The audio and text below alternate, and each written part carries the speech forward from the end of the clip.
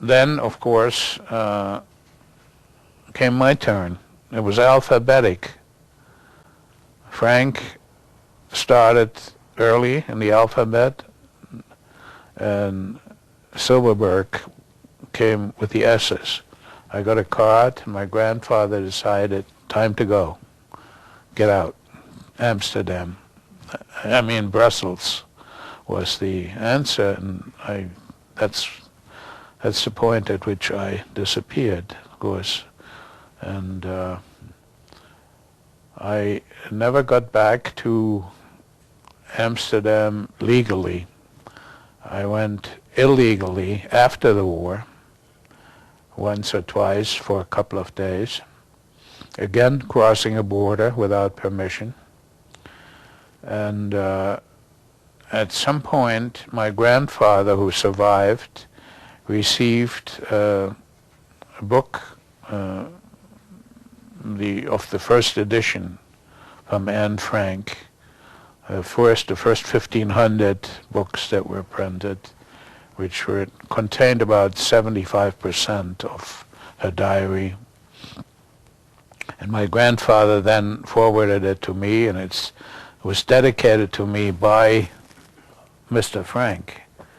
And unfortunately, I lent it to someone in England and was supposed to return it, never did. These things now, I have another copy which is my grandfather's, and the last one I saw advertised in the New York Times was advertised for $10,800. The original, the original printing. And so what I remember about conversations and events in my short friendship with Anne Frank, I know from her diary. It's not personal memory, because many, many things happened to all of us. And the details he describes, we know because she wrote them. She wrote it down. So what she represents to me is a piece of my youth that really contains many people, just representative of who she is. There are most of the kids who were my playmates in Germany and kids I went to school with did not survive the war. Most of them died before they were 16 or 17. And the interesting part is that after the war, there were young people who survived. And I never considered myself a Holocaust survivor because I never went to a concentration camp. I was among the lucky ones. And my father and mother survived.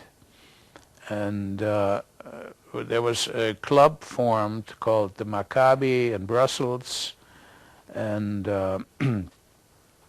young people from age 17 to 24, 25, and there were about 30 or 40 of us in Brussels who had come back from different places. Some were foreigners, some were locals, some had been concentration camps, some had survived elsewhere. And we never talked about our experiences. There was never ever discovered. We saw each other at night or on weekends. We played ping pong. We ended up with a soccer team, played other teams, and we didn't exchange any kind of experiences, and it was like saying, yeah, I know you're here. That's all that counts. We know what could have happened or what did happen to you. Some had the numbers from concentration camps, and some didn't. And there was a group of young people, and what I remember, what stands out is that a couple of times when I was introduced to another young person, they would say, this is so-and-so, and he has both his parents. That was a remarkable thing. Now you faced blackmail when you were in hiding. Yes. The woman who rented the house brought with her a boyfriend who was they used to call it a white Russian. He had gotten out of Russia, I guess,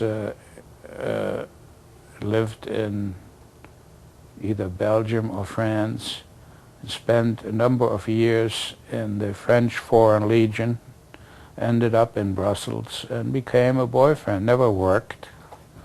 She was sort of supporting him, and he liked the horses, liked to go to the races. And he would, at some point, blackmail my father and the other gentleman who was living with us and his wife, and asked for money, and money was limited. It's another thing. If we had run out of money, I don't know what would have happened. When we were liberated, my parents were penniless. So he kept getting worse and worse. And at some point, my mother and my mother was a very determined person who knew how to organize, who was probably most responsible for being where we were. And and I suggested the only out we had is to kill him. And an interesting part is his girlfriend told us later, when we talked about these things after the liberation, that she wouldn't have minded. And so I dug a grave in the garden, backyard, where I usually grew cauliflower and stuff like that. And we had an axe, and got very close to that point. And then things started to change. The British and Americans and the Allies made some advances, and his having been in the military maybe began to understand that maybe the Germans were not going to win the war. And he slowed down. The amount he asked for became smaller, and then he stopped. And I don't think he ever knew how close he came losing his life. The night we were liberated, when that armored vehicle came, shortly after, the local police came, picked him up, went to jail. Because my friendship with the boys next door, one of them was an auxiliary police person. I guess had signaled that, and I don't know what happened. I don't know how long he stayed in jail or whatnot. He was put in jail for being a collaborator. Yeah. And so another thing that happened, to get money, we had some valuables, and my mom had to go and sell them somewhere. So she took the chance of going into Brussels sometimes, to get enough money to pay the rent and food, and everything was black market. We didn't have stamps or cards that would allow us normal rations. So one day my mom was in Brussels, in the area where she used to live, and she ran into a woman she knew, and they stopped to talk. And Mom spoke French quite well, but she had a German accent. And a guy came by and asked her for her ID. He said he worked for the Gestapo, and of course, she didn't have any valid ID. And so he arrested her. He said, I'm taking to the Gestapo. He had a gun, and Gestapo wasn't very far, and they passed a a central streetcar stop where there was a concentration of different lines of streetcars in Brussels. And my mom had a package which contained curtains or some kind of, yeah, I think window curtains that had some monetary value to sell. And at one point, they got close to the streetcar stop. My mom took this rather heavy package and threw it in front of his feet, and he fell down. And she ran to the streetcar stop and made believe she got on the streetcar, but didn't, went around it, and he ran after her, got on the streetcar, and took off. And this man was found in Germany and was brought back to Belgium. Apparently had arrested a number of people, and there was a trial, was in the newspaper. My mom was one of the witnesses, but there were others. And he was shot by the government. And I'm sorry I don't have any of those papers anymore. My mom was not particularly sentimental about keeping those things. She would, you know. Tell us more about these years of hiding and the situation. Yeah. Well, it's a section of life in itself, very separate. You live as human beings among other human beings, and yet you cannot act or move like other human beings who are not being persecuted. And we did not know the extent of the mass murder while we were in hiding. Occasionally, by listening, I had a crystal set, homemade crystal set that I could listen to, and during the night it was easier to get through the German effort of killing it.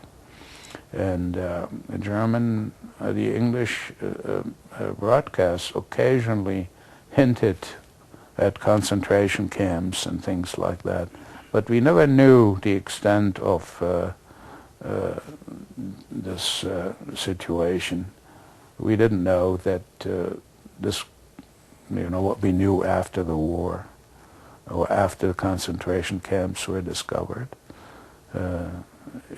We know that the British government knew a lot of things because there were escapees who reported. But so we lived in fear of being arrested and sent away. Did we think about getting killed? Yeah, of course. My friends in Amsterdam had been killed in Mauthausen. We knew that. And it's very difficult to accept this idea to say, well, if they catch me, they'll kill me. It wasn't quite like that. The concentration was on surviving where we were. And so when the truth became known in more detail, which was after the, after the Allies came, didn't come all at once. It came some information from here, and then some information from there, and then we found out about Auschwitz, and there were a whole bunch of concentration camps. Some were more successful in mass killing than others, and those who survived only because the time hadn't come yet.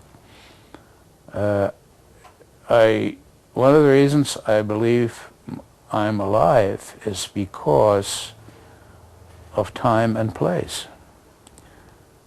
Brussels was liberated on the 3rd of September, 1944. The landings in Normandy took place in June 6th. From June to September, there were some advances, and at some point, once the British solved the problem of beating the Germans in Caen, they they got across the border into Belgium, and within 48 hours or so, they made it to Brussels. And then, shortly after that, they stopped. Antwerp took a lot longer. And so they showed up one night, September 3rd, and we saw them fight. They had tracer bullets flying across, and there wasn't too much damage in Brussels.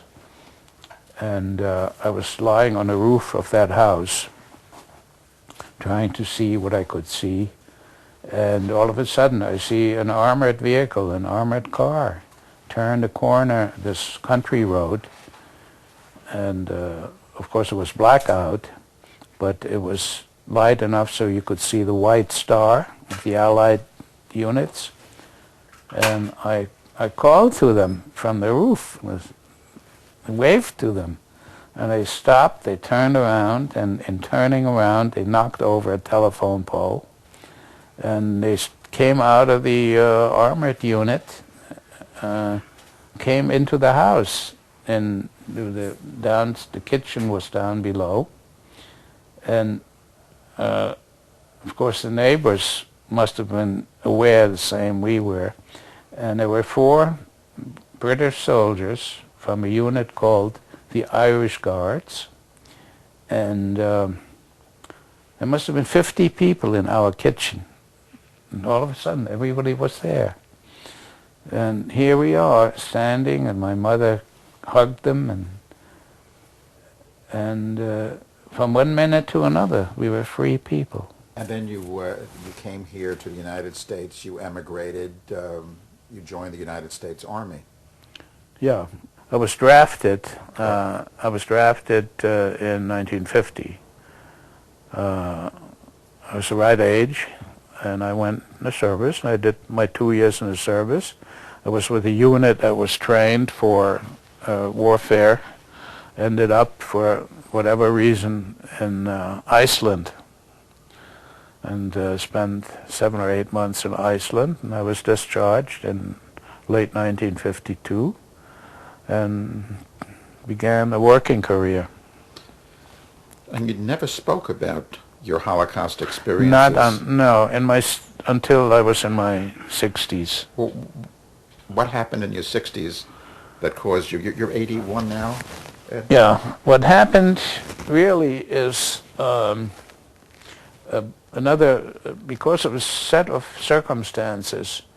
My wife had a visit of a distant relative who moved to Chicago, and she had a relationship or a friendship with a certain person, a Dr. Frank, who happened to be an official at the Anne Frank Foundation in Switzerland. And got in touch with me in writing. And mistakenly, I thought it was an organization that was interested in collecting money to help people and so on. And I sent a check, and the check eventually was returned to me by way of the Amsterdam Anne Frank House, explaining to me that was the foundation in Switzerland, had nothing to do with anything. What they do is that's where the money ends up for the diary, and they donate now about $1 million a year in scholarships to deserving kids. And the book is now in, I think 62 languages, next to the Bible. the most published book in the world. The Diary of Anne Frank. Anne Frank. Talk about finally. What happened, because of the Swiss connection, Amsterdam found out about it, and they sent 2 people from Amsterdam to interview me. And I think I was in my mid or late 60s. And 2 people came and did an interview with a camera and so on and so forth, and they went back, and very nice people. One of them is still a close friend today, a lady who comes to the States occasionally. And then they called and they said, would I come to Amsterdam, that the tape was not sufficient. They wanted to make a film for the archives of the Anne Frank house. And it so happened we had planned one of our trips to Europe, and I said that I would be in Amsterdam visiting such and such a date, and they said they would meet us and explain to us what would happen. So I learned about filmmaking in that experience. I thought they would let us go to our hotel, and the next day or so I would get in touch. This is not what happened. The way they did this, you have to understand, the Anne Frank house in Amsterdam is the Dutch, in Netherlands, the biggest tourist attraction. And they're very important, and they get anything they want gets done, whether it's government or local. And so our plane landed one morning, and I had work the day before, so I'd been up, all night. When you make those trips, all you want to do is go to sleep somewhere, and had a hotel reservation. And somebody came into the plane in Amsterdam, regardless of border security or anything, and located my wife and I, and said, he introduced himself and said, would we stay in the plane until everybody has left? Because there's a film crew outside, and it starts right now. I was a little bit annoyed because I wasn't prepared. But they were very nice people. So they started filming right at the arrival of the plane. Like they were creating an image as if here is this person who knew Anne Frank coming back to Amsterdam for the first time, which wasn't the case, because I had been in Amsterdam a number of times, and so I cooperated with them, of course, and they started filming. We did the whole thing, going through customs on film. I went through customs several times because they ran out of film. They had to start over, and but what the airport personnel was informed. They cooperated. The customs people knew, the immigration people knew, the director of the airport was there to help. So but that's what I meant when I say I began to learn what it's like to make films. And then I had rented a car. I reserved a car, and they said, no, they said, we're going to take you to the hotel in a van, and there's an interview in the van also. And I said, but I have a car. I need to get my car. They said, your car is already at the hotel. They have a lot of clout.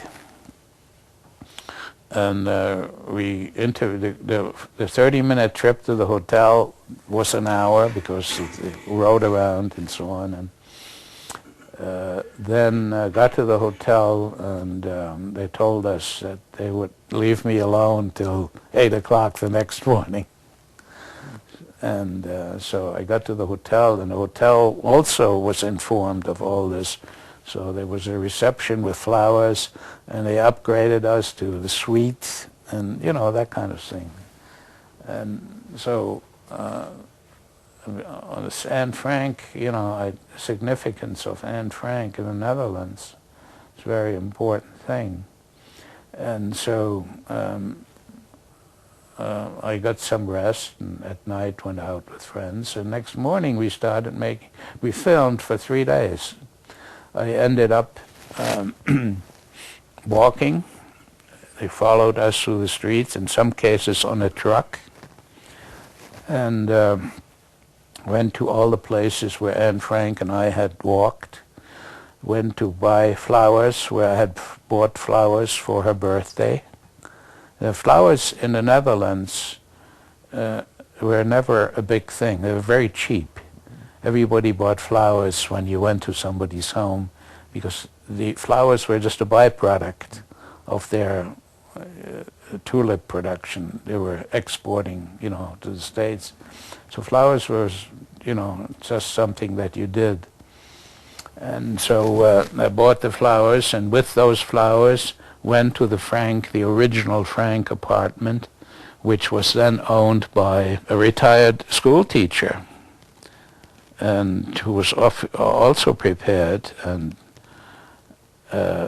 went up the stairs, and I was followed by 2 interviewers, 2 cameramen, 1 assistant, and the first thing, the woman, when she opened, she said, this is Dutch hospitality. He said, the first thing he said, oh my God, I didn't make enough coffee. Now, as a businessman in the United States for many years, Yeah. You're retired, you traveled a lot. Yeah. Did you ever go back to Germany? And if you did, what did you think? I was in Germany once. As a matter of fact, my first trip back to Germany was in '72, 25 years later. 25 years after I left Europe, actually. It was a convention of the industry I was involved with in Hanover. Went to England, from England to Hanover, Germany, and I spent several days at a hotel, and I was not comfortable. And this may be childish, but the uniforms of the customs agents at the airport looked so much like the original German uniforms that it bothered me. Of course, I spoke German. I didn't have any problems as far as language, and there were other Americans there whom I knew, some government people as well. So I did what normally one does at a convention, and participated, and then I had a desire to get out. But before I did that, I decided to make a quick trip to Brussels and Amsterdam, and rented a car and drove on the Autobahn. And on the way to Brussels, at some point, I saw the name of my town, Gelsenkirchen. It was very short distance. I don't know, was this 3 or 4 miles or kilometers or whatnot. And I just kept going. Didn't even get off the highway. Didn't have any desire to see that part of my childhood. I think if I had my children with me, I would have gone there, and taken them. And there's more to that. And anyway, I didn't go. I went to a quick trip, Brussels, Amsterdam, ended up in London. And that was my first time back in Europe. And of course, because for personal as well as business reasons, I did a number of, stays in Europe. Never went back to my hometown.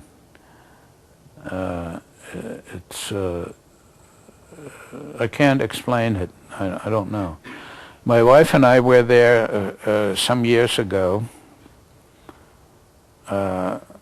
And I decided we'll go to the town. I rented a room, and we were in, I think we were in France, made a stop at a small town because we had promised to visit the gravesite of a friend in New York. A gravesite, whose relative asked us to go and to look at the grave. And my wife went to look. It's a small cemetery with a Jewish portion. And I walked around a little bit, and in a corner of the cemetery there was a little monument made by the Jewish community, or by the community. There weren't any Jews left, actually. And it says here, 92 of our citizens between the ages of 1 year and 90 years perished in German concentration camps. And we drove as far as Luxembourg on the way to Germany, and at lunchtime I said to my wife, I don't want to go there. Let's go to the beach in Belgium. And I made a call at the station in Luxembourg and called the hotel, tell them. I don't know if I called the hotel or called my secretary in New Jersey to cancel it or whatever. Canceled the hotel, went to the beach in Belgium. Never went back. Finally, why do you think the Jews were victimized by this movement in Germany? I don't know. The anti-Semitism, in my mind, has never been based on logic. There are people in this world who hate, and small minorities are easy to hate or to persecute, because unless you live in a democratic nation, it's very hard to combat. It's very hard to say where it comes from. It has a long history. After all, I'm not a historian. I don't know that much about it. Ed Silverberg, now in retirement with his wife in Sag Harbor. This has been a special report on WVVH-TV. I'm Karl Grossman. Thank you for watching.